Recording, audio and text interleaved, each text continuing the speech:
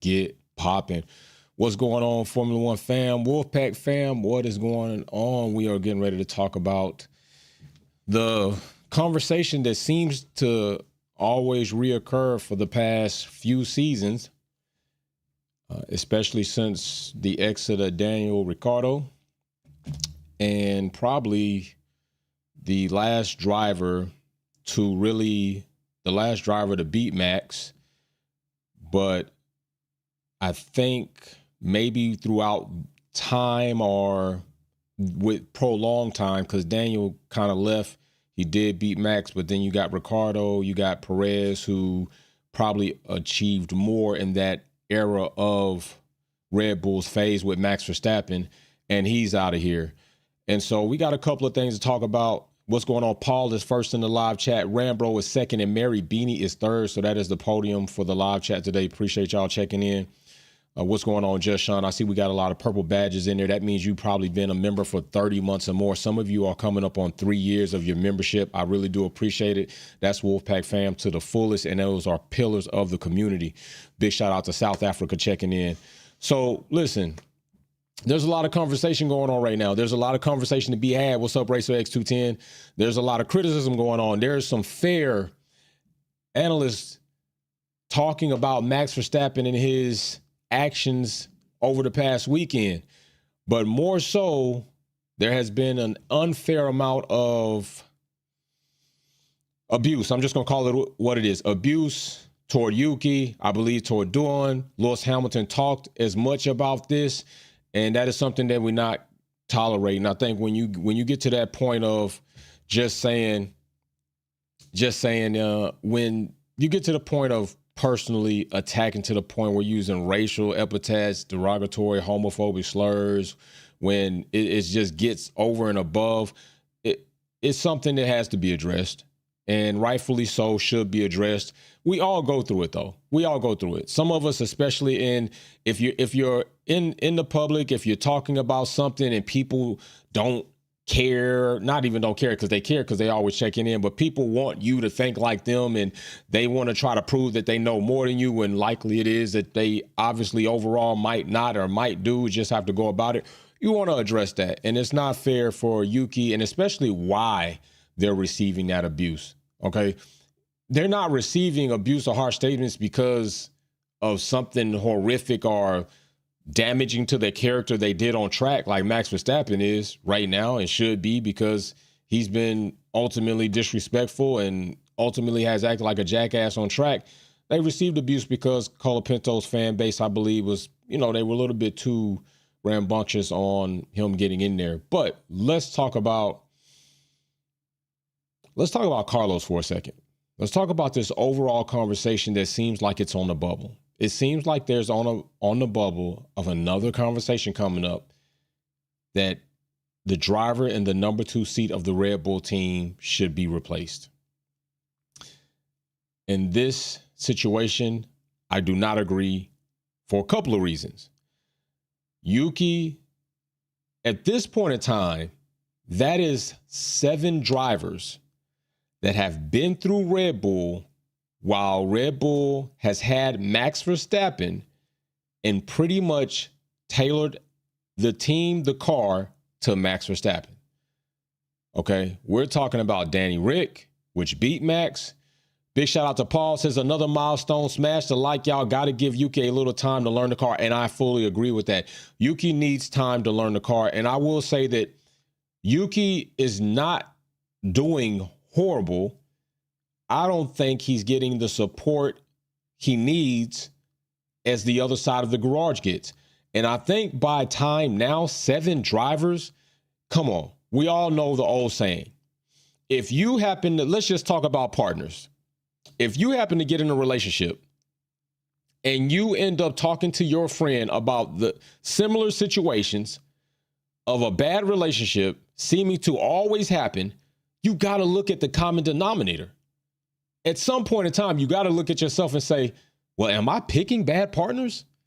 Am I the one that is sorting out bad characteristics in people that some way, somehow seem attractive to me, and it lands me in this same situation? I think it's going to be unfair now to say that 7 drivers have been unfortunately underperforming at Red Bull, and it is all of the drivers. When we watch some of these drivers go to other teams and perform solid, and you know what I think that is? Equal and fair opportunity. I think that's exactly what that is. Equal and fair opportunity. Equal and fair treatment. Equal and fair strategies. Equal and fair development. That is what it is. You're not getting that at Red Bull. You're not getting that at Red Bull. They are so Max-centric that they have shot themselves in the foot and put themselves in a situation where they may not, I don't think they're going to rival for the Constructor Championship this season. You have to look at yourself. You have to look at yourself as a team and say, have we now been so Max-centric to develop a car that only Max can drive, and we're so stuck to believing that that is the only way to do it that you've totally absorbed the other side of the garage. You got one driver that can only compete. And you go through what? You go through Danny Rick, you go through Yuki, you go through Lawson, you go through Perez, you go through Albon, you go through Gasly. Now you're sitting here with Yuki, you're thinking about Hajar, could be number 7. I don't think number 7's a lucky number in this situation. I don't think number 7 is where you want to be in this situation. I think by number 7, you have to start looking at yourself and say, what are we doing wrong? What are we doing wrong? And I will say this. They need time. Yuki deserves time, right? I think all rookies deserve time, but there are some rookies that show you just more time is just more financial cost, more financial impact, and just us losing ground. I think there are some times that a rookie could come in and it just shows you just can't make that next step, or you're not ready to make that next step. Let me not even try to just down your entire future. Just right now at this point in time, you're not there to make the next step, and you're not showing us anything that would allow us to grant you more time to grow because it's just not there. That's not the case with Yuki. All right, Yuki's done better than Lawson. And Hajar is doing good at the Racing Bulls, just like Lawson did good at Racing Bulls, and that's why he got the seat, but I don't think he should have got it over Yuki. Yuki's been doing his thing at the Racing Bulls. It's not, at this point in time, I can't say it's the drivers. And Nico Rosberg, which sometimes I don't agree with, made a very profound statement, not only about Max and his crash strapping stuff on track, but he is like, Hajar, go as far away as you can from that Red Bull seat. And I already said this last week or at the beginning of this week. I think Hajar, you have the option not to take that seat, although we clearly understand there are not a lot of opportunities all the time for drivers to move up to what seems to be a top performing team. Red Bull is a top performing team, but Red Bull is only a top performing team for Max Verstappen. You're limited if you're not Max Verstappen because Red Bull is tailoring and Max-centric, okay? That is just what we are seeing right now. Max, yes, is a phenomenal driver, but Max does a lot of BS on track too. And Max is not a good wheel-to-wheel driver either. He's not a good wheel-to-wheel driver. He's an excellent defender. He knows how to place that car, knows how to put it on track to make it very difficult for you to overtake him. He's going to do obnoxious and irresponsible things like we just saw this past weekend. These are the pitfalls in his racing craft, but he is not a good wheel-to-wheel driver. And so when he gets wheel-to-wheel, he's going to have to deal you a hand whether you want to wreck your car or you want to try to wreck me, and we're both out of the race. Where are your balls at? Type check. Hajar is doing well, and like Nico, I agree. If the opportunity comes, don't accept the Racing Bull seat. I think keep building your resume, do well at Racing Bulls, V-Carb, whatever they want to be called this season and next, and wait for an opportunity that will allow you to leave Red Bull, or at least get some time to see if Red Bull are going to finally understand, just like we talk about Ferrari. Why isn't it different to talk about Red Bull? Ferrari right now are stuck in Ferrari ways. Red Bull right now are stuck in Max ways. They got to understand we need to change. We need to figure this out. This car can't always be Max-centric. We got to find the balance where the other side of the garage can contribute to us in constructor points, because that's what matters. When these drivers up and leave, you're stuck with what did you achieve as a constructor through your time of having these drivers? What did you achieve that stays with the team? Constructor championships stay with the team. Those achievements stay with you as an organization. This is how, regardless of what driver comes in or comes out, you remain to be appealing to the driver market. Right now, Red Bull is becoming less and less and less appealing. Before, not even long ago, there's a time that says, hey, man, if you can get in that RB car, get in there. Designed by Adrian Newey, get in there. Doesn't have porpoising, get in there. Performing well in the ground effects era because of Adrian Newey, get in there. The Honda power unit, solid, reliable, and fast, get in there. At this point in time, it's starting to look. I know Danny Rick said he cursed the Red Bull seat, but it looks like that. It looks like it's a cursed situation.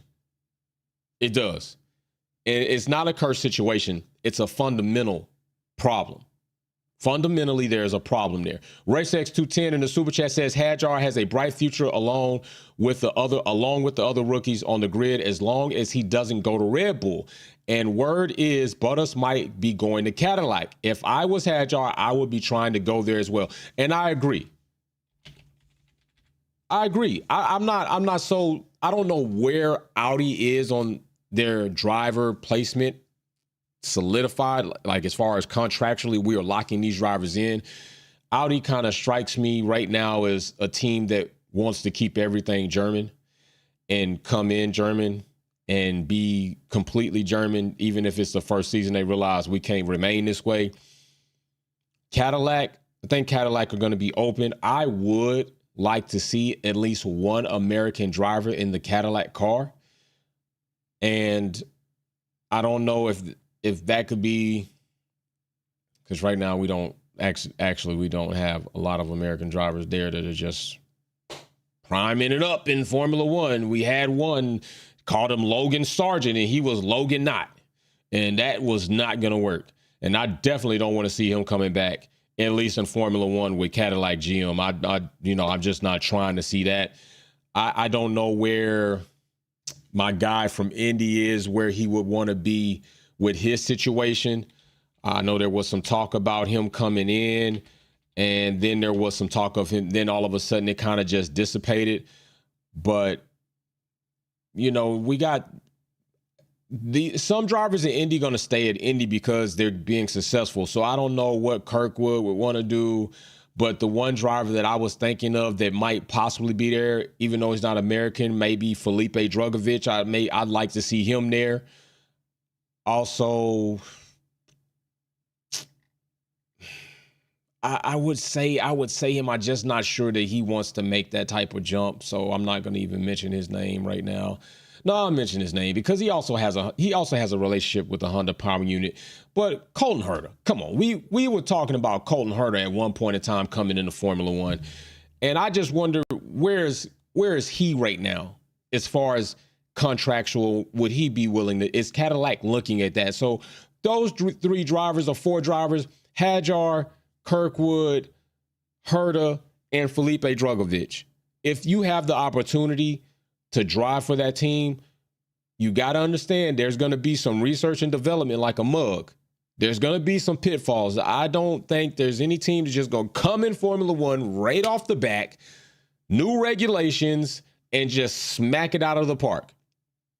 And I do think that there's a bridgeway between, now trust me, Roman Grosjean better never be back here. But yeah, I do think that there are some drivers in Indy that could make that crossover, and I would like to see it if that's possible. I'm really interested to where they're going to go. I know we hear a lot of talk about Perez and Danny Rick there.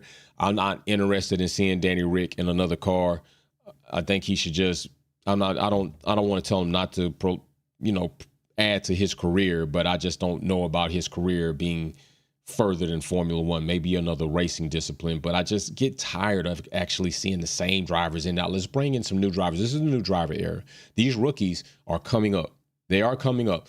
And those are the drivers I would like to see. And in saying this, Hadjar, what we are basically saying is look at other options until you understand and until Red Bull prove, like people are waiting for Ferrari to prove that they have completely changed themselves and the way they think methodically about going forward as an organization. You need to do the same with Red Bull, because right now Red Bull are proving that they have not done that, and this is why they're suffering. This is why they're losing out in constructors. This is why car development doesn't suit both drivers. Just remember, when the car had an understeer type characteristic, Perez was doing well. Max was not.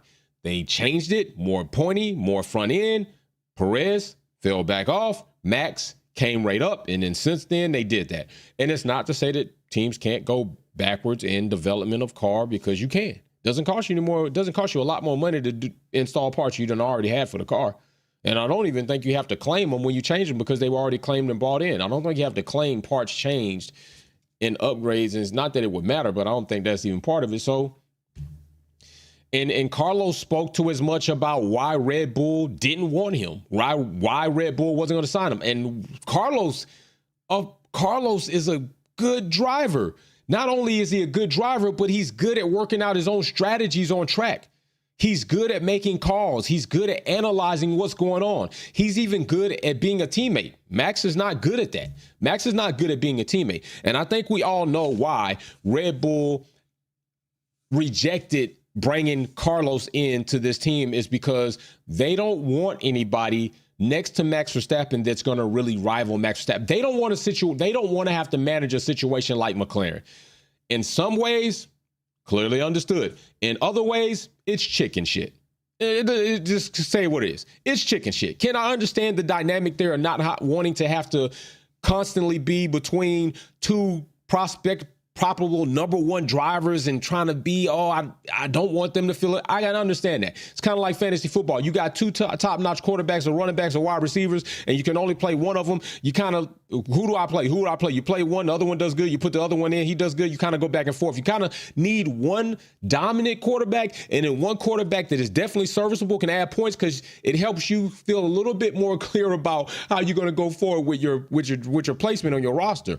And I understand that, because we saw McLaren kind of fumble it up. And right now, Oscar's making the case that this ain't the Lando era. This is anybody's era, and I'm a number one driver too. And McLaren have to kind of balance that. Red Bull don't and have not balanced that. It's Max Verstappen or bust. And that's what's killing them right now. You're doing great for Max Verstappen and his future going forward, but you're not doing good for yourself as a constructor, because you're falling back, and you're likely going to lose out this season. You're not even a top three anymore. You're not even a top three constructor anymore. And very soon, it's possible. It is possible. I'm telling you right now, it's possible that next season, depending on the development of Williams, if Red Bull's sitting at number 4, what the hell can Williams do? Imagine Red Bull falling back to 5th in Constructors' Championship rankings. I'm just saying, imagine. I'm not saying it's going to happen. Just imagine that. When do you say, yo, we got to bring in somebody that's challenging? We can't give a damn about how Max Verstappen is going to feel on the other side of the garage about a competitive driver being on this side. We already know Max is all soft about that. Don't want to hear the team orders. Doesn't want to do this. Shits on his teammates about this. We all know it. We've seen it. This is a factual thing. You can't even debate it. We can bring up radio messages that are literally out here in the public to show you characteristics of Max Verstappen when it comes to team orders and teammates. We can show you that. Red Bull got to fix it. Red Bull needs to get, hey, bro, listen. They should have bought Carlos in. Honestly, they missed a big move right there, not bringing Carlos Sainz into the team. Or you can say Carlos dodged a bullet by Red Bull pushing him out, and it just hit themselves. There's a problem with the second seat of Red Bull, and the problem with the second seat of Red Bull is Red Bull. That's the problem. And you know who we haven't heard a lot from this season? Helmut Marko. Where are you? Been real quiet this season. Haven't been talking a lot, which is not a bad thing. I'm cool with you not talking a lot, because a lot of times when you talk, you say a lot of foolishness. So I'm cool with that. But yeah, they missed out on Carlos. And Carlos is doing a phenomenal job with in perspective at Williams. And Williams is doing a phenomenal job this season with both their drivers, and Alex Albon and Carlos. And The weekend this past weekend wasn't good. But hell, you're going to have good days, you're going to have bad days. But Hadjar, at the end of the day, Hadjar, please, don't be so quick to jump in that Red Bull seat, bro. Don't be so quick to jump in there. Don't do it to yourself. Don't do it to your career until Red Bull pull it. And Yuki is not doing horrible. Yuki is managing. This is Yuki's first time in Red Bull. I don't understand why people are saying Yuki to get sacked. He's doing better than Lawson. It's his first time in Red Bull, not Red Bull overall, because they got 4 cars, 4 drivers, and 2 teams on the grid. But I'm saying at Red Bull Racing, working with his engineers, working in this car, understanding this car. I understand Yuki's not where people, you're just supposed to jump in and run up the boards. Okay, well, I mean, there's plenty of people that's not doing that. Plenty of people not just jumping in that car and running up the board. But at least Yuki has points. Liam Lawson didn't even add points when he was at Red Bull. Didn't even add points. And Hajar is 9th in the Drivers' Championship. He's 9th with 21 points while Lawson's got a measly 4. So it's clearly there that Yuki and Hajar are the better drivers in Red Bull aside from Max Verstappen. Lawson's still trying to work it out. Lawson was a menace this past weekend. I'm going to tell you that. That bro, he was out there with an attitude. I don't know what was going on. Lawson was in his bag. He was, get the hell out my way, move. I'm just trying to do everything and everybody. But yeah, Hajar, I do think he's got a bright future ahead of him. I'm very glad he got past that situation that happened in the first race of the season. It was very treacherous for many people. He wasn't the only driver to wreck, but I understand that was very damaging to your ego to make that happen. I think that it will begin to be more of a conversation had in the weekend warm-ups, in the race debriefs, in the weekend of the Grand Prix, free practice, qualifying. If Yuki doesn't start to, because let's be real, there was a lot of criticism on Perez on the back half of his season getting ready to roll out. But if Yuki doesn't start to add more points and Hajar is sitting 9th while Yuki's sitting at 15, there's going to be a conversation to be had. And this is just the way it is in the sport of Formula One. It just is. And do I think that they should be swapped right then? No, because that's just going to be another knee-jerk move that Red Bull make, and then they just look more like the Cleveland Browns and just moving, when really the moves that you're making, it's not the pieces, it's the board, and Red Bull is the board, so there's a problem there. And Hajar, say no. Say no. Stay with your contract. What are they going to do? Okay, I don't want to go to Red Bull. I don't want to move up. I'm staying right here with the Racing Bulls. What are they going to do? Sue you? Unless it's somewhere in your contract with a stipulation or clause that if you are offered or you are instructed to move up to the senior team of Red Bull, you can be terminated, then say no. All right, I doubt your manager or your management, let me not say doubt, your management should not allow a said clause like that to be in your contract to put you at such jeopardy of losing your seat just because you don't want to move into a team that they want you to move into. So, yeah, say no. Don't do it. I don't think it'd be good for you. And I'm only saying what I think, but hopefully you know better than I do, which I would assume you do, because you're in the situation. You're in Formula One. You're driving in the seat. Your management team should be in constant contact with these teams if they're reaching out. So I would imagine you do have more information. You're in the thick of it. I am not. So I don't want to say what's best for you. I'm just saying what I think would be a better opportunity if it happened to arise that you should definitely consider. And I would consider not going to Red Bull if you look at the past and the history and the current situation at Red Bull. I think we're going to start hearing a lot more questions from Yuki, especially if something is awry at Red Bull. Yuki is not the type of driver to stay silent. Yuki is the type of driver where he's going to say something. And I think if things are not right and Yuki starts feeling like he's being slighted or he's not being given the fair tools, strategies, opportunities, and doing a lot of grunt man work on track and a lot of bring Yuki in so we can get some information on these tires from Max, I don't think that's going to go well with Yuki. And I think he will eventually speak about that. He's not Perez. He hasn't proven to be Perez. Yuki has proven to be very vocal, as well as Carlos Sainz will be very vocal. And I don't think that's something that really works for Red Bull. So where this leaves them, I don't know. It's not like the situation with Aston Martin. Aston Martin got themselves in a pretty good pickle right now, and we're waiting to see what they're going to do coming up next week when they go into Montreal. And that's going to be interesting to see where Aston are right there. Or they do this right on time so they can try to give Lance time to heal and be back in the car and just do shenanigans again. And Red Bull might just be a dog chasing their tail of underperforming. So big shout out to everybody checking in the live stream. We got Mary Beanie. We got Gregory checking in. We got Racer X210. We also have Paul checking in, Days Quattro. And who else? We got Dreads checking into the live chat this morning. Big shout out to Dreads. Big shout out to everybody that did the super chat. Miss Dino, Just Sean checking in. Now, I just see that, Jay, I'm off the podium. Yeah, you're off the podium. That's not often, bro, that you're off the podium. Rambro88 checking in as well. We will be back live and with more content. We're going to have a lot more conversations going on this week. We will be live in the Wolves Den this weekend talking about some of this news that comes out. You know, when they take a break, a lot of things start hitting the air and a lot of things start coming out, and we will definitely talk about those as well. So big shout out to everybody. Peace and love. Y'all stay peace. Y'all stay healthy. Drink water. And guess what? The haters really love you.